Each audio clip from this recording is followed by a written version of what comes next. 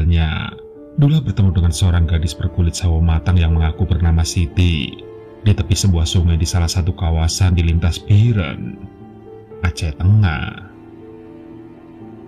Hingga akhirnya mereka sepakat untuk membina rumah tangga. Pesta pernikahan ditentukan.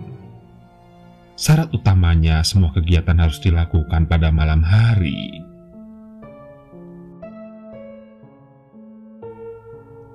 Pada suatu ketika di tahun 1830-an, Dula menelusuri tepian sungai Pesangan untuk mencari ikan kerling.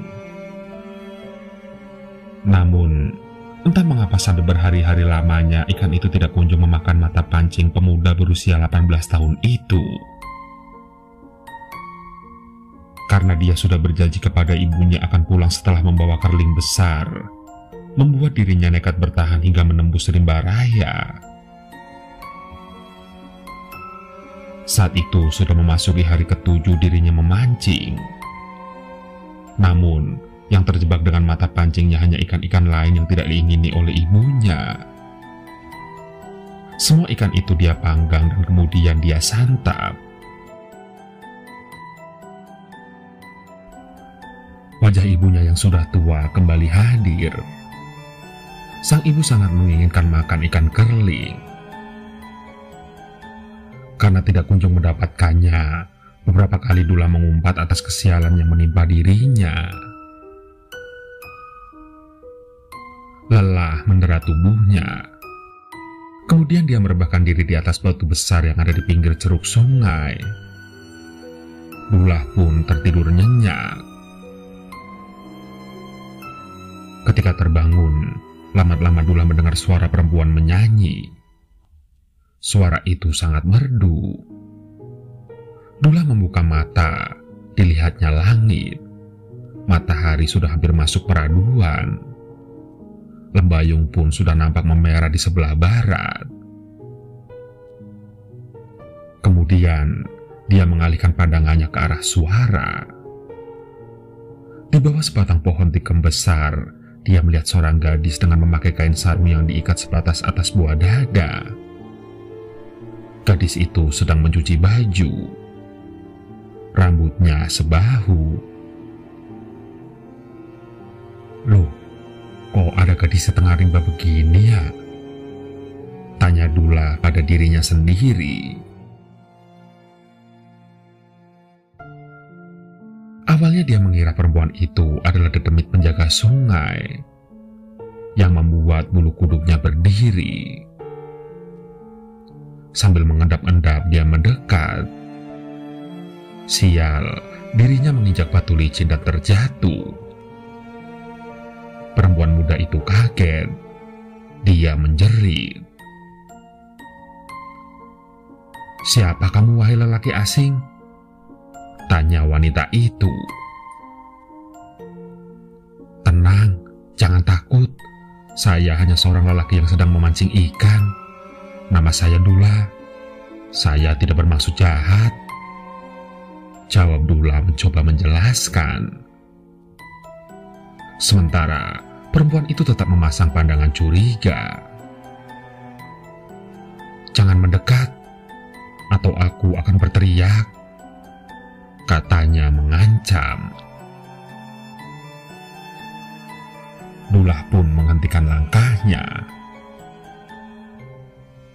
"Aneh, masa di tengah rimba begini ada perempuan cantik seperti kamu? Pasti kamu dedemit ya?" tanya Dula. "Asal saja kamu ini ngomong. Kau bilang rimba? Lihat tuh jajaran rumah itu. Ini kampungku," jawab gadis itu sambil menunjukkan sebuah perkampungan. "Loh, perasaan dari tadi aku tidak melihat ada perkampungan di sini," batin Dula. "Ngapain kamu kemari? Dari mana asalmu?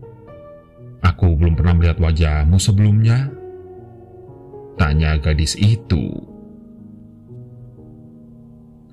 "Aku dari kampung hilir, jauh dari sini. Maaf bila kehadiranku mengganggu dirimu. Aku hanya sedang mencari ikan kereling. Ibuku sangat ingin memakan gulai ikan itu, jawab Dula jujur. Oh, ikan kereling. Mana kailmu? Coba pasang di lubuk itu, ucap si gadis. Dula segera balik badan untuk mengambil kailnya yang sudah ditambang sejak tadi pagi. Dia kemudian menyerahkannya ke gadis itu. Dan si gadis kemudian memasangnya di sebuah lubuk. Tidak lama kemudian, kail itu ditarik kuat-kuat oleh sesuatu. Dula nambah gembira. Dalam sekali sentakan, seekor kerling sebesar paha manusia dewasa terangkat dari air. Alhamdulillah, luar biasa, kata Dula kegirangan. Sekarang pulanglah, hantarkan ikan ini ke ibumu. Dia pasti sudah berhari-hari merindukan ikan ini, kata gadis itu sambil tersenyum. Terima kasih atas semua jasamu, wahai gadis cantik. Kalau boleh tahu, siapa namamu? Tanya Dula. Gadis itu nampak tersipu. Terlihat wajahnya bersemu merah. Siapa namamu, wahai cempaka madu?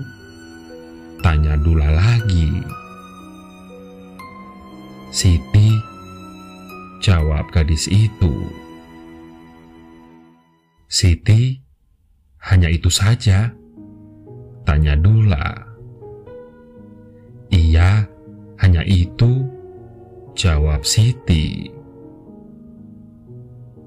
Usai menjawab itu, si gadis tersebut langsung bergegas untuk pulang. Dan sebelum dia melangkah keluar dari sungai, Dula bertanya, bolehkah aku kembali ke sini pada kesempatan lain? Boleh saja, asal mau menjaga sopan santun, jawab Siti dengan tersenyum. Lalu kemudian dia pamit untuk pulang.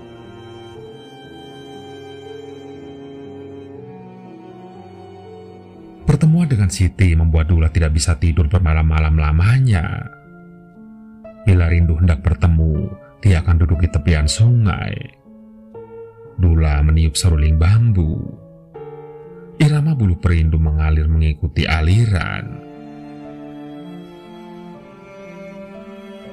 Duhai Juwita di hulu busangan, betapa hati hamba merindukan akan sosok dirimu. Bilakah rasa ini diperkenankan, bolehkah aku menemuimu sekali lagi? Sungguh batin ini telah merana, kini hanya kembangmu yang ada di dalam sanubariku, ucap Dula. Hingga suatu malam yang penuh siraman cahaya purnama, Dula nekat menyusuri tepian sungai. 2 hari kemudian, menjelang maghrib dia tiba di tempat yang dituju. Jodoh memang tidak kemana. Begitulah umpama yang tepat menggambarkan keadaan Dula. Siti sedang mandi seorang diri. Dula sempat berpikir nakal dan hendak mengintip. Namun suara Siti membuat dirinya membatalkan niat itu. Jangan nakal, jangan melihat sesuatu yang belum boleh engkau lihat, katanya sambil membilas rambutnya dengan air jeruk purut. Kok kamu tahu kehadiranku? Tanya Dula. Bau tubuhmu saja aku sanggup mengendusnya, jawabnya sambil tersenyum. Tanpa terasa mereka mengobrol sekian lama, hingga Dula ingat bahwa waktu sudah memasuki larut malam.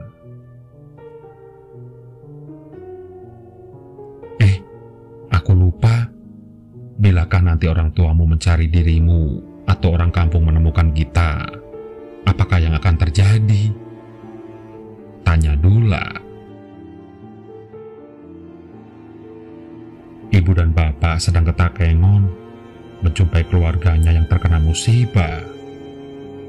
Sedangkan penduduk kampung di sini semuanya sudah terlelap di peraduan masing-masing. Aku sangat paham kondisi di kampung sini, tutur Siti. Dullah pun sedikit lega.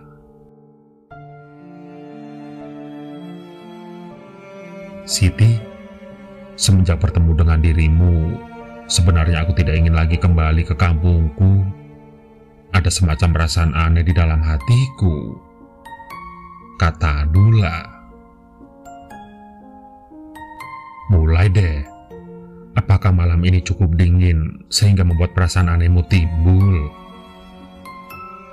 Ah, dasar lelaki hilir, merayu pasti ada maunya, jawab Siti. Janganlah engkau berkata demikian. Tahukah dirimu bahwa malam-malamku di hilir sana selalu gelisah memikirkan dirimu? Tanya Dullah. Gombal ah, jawab Siti. Jujur, aku jatuh cinta padamu. Bilakah purnama malam ini merestui, bolehkah aku meminangmu? Ucap Dullah. Dasar kamu ya, baru kenalan saja sudah ngajak nikah, jawab Siti. Daripada aku ajak kawin sebelum nikah, kata Dullah sedikit bercanda. Jangan ulangi lagi kata-kata itu, aku tidak suka, jawab Siti ketus. Iya, maaf deh, kan kamu yang mulai, kata Dullah.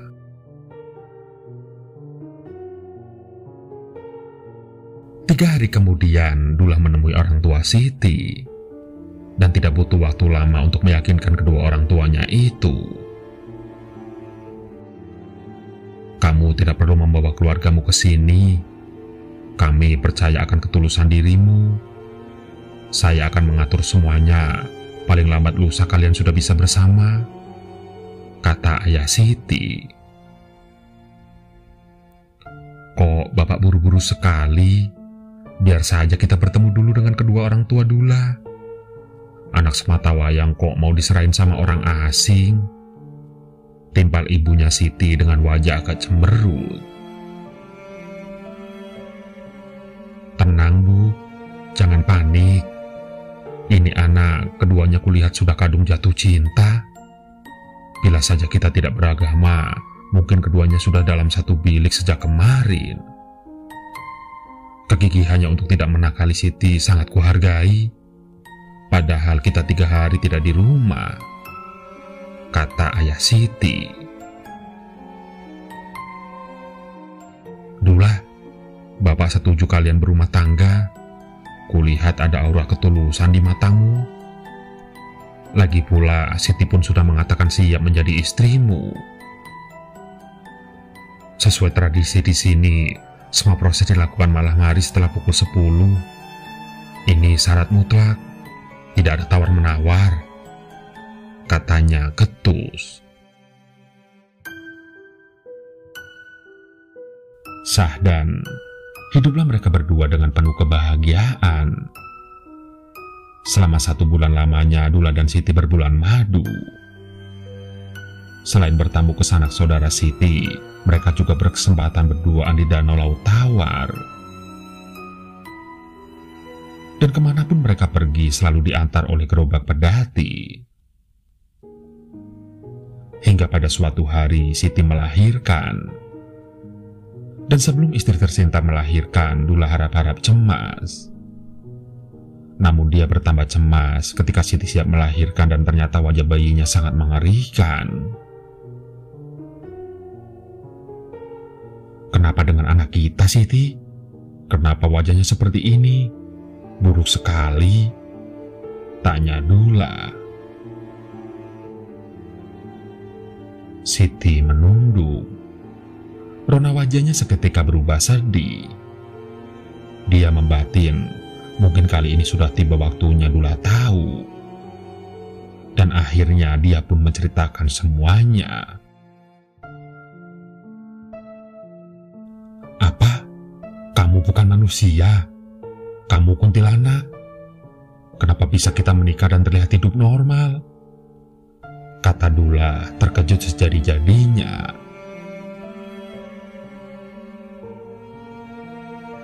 Entahlah, dunia iblis sempat guncang ketika kita menikah. Namun aku mampu meyakinkan bahwa manusia dan dunia gaib bisa bersatu. Mungkin ini kesalahanku. Akhirnya aku sadar bahwa engkau takkan siap menerima kenyataan ini. Jawab Siti. Kenapa kau lakukan ini kepadaku, Siti? Apa salahku kepadamu? Tanya Dula. Jangan salahkan aku, salahkan waktu kenapa mempertemukan kita. Aku tidak memintamu hadir ke wilayah ini, bahkan aku tidak pernah mengharapkan juga sebelumnya. Kamu hadir bagi genderuwo, jawab Siti. Dula menangis, apalagi ketika Siti menunjukkan wajah aslinya. Dia menjadi takut luar biasa. Jangan takut suamiku, walaupun berwujud iblis, tetapi hatiku tidak seburuk manusia. Manusia bisa saja membunuh manusia lainnya bila rahasianya terbongkar. Namun bangsa kami tidak seburuk itu, kata Siti. Sebagai wanita, walau dari bangsa iblis, aku tetap punya kasih sayang. Apalagi kepada seorang lelaki yang benar-benar mencintaiku secara tulus. Walau setelah mengetahui kenyataan, dirinya mulai mengutuk keadaan. Sambungnya. Dula luruh, tapi perasaan ngeri masih membayanginya. Doa selamat pun dia panjatkan berkali-kali. Sudahlah bang, bila memang kita tidak bisa kembali bersama, kuikhlaskan dirimu untuk pulang. Namun satu hal yang harus engkau pahami, bahwa dirimu sudah terlalu lama di sini. Ibumu sudah tidak lagi ada. Kampungmu sudah berkobar dan menjadi debu saat perang antar manusia, kata Siti. Sudah berapa lama aku di sini? Tanya Dula. 50 tahun, jawab Siti. Begitu lamakah? Tanya Dula kaget. Iya, jawab Siti lagi. Dula pasrah. Rasanya baru setahun dia membina rumah tangga dengan iblis wanita itu. Betapa sesuatu yang gaib dengan mudahnya telah mempermainkan dirinya.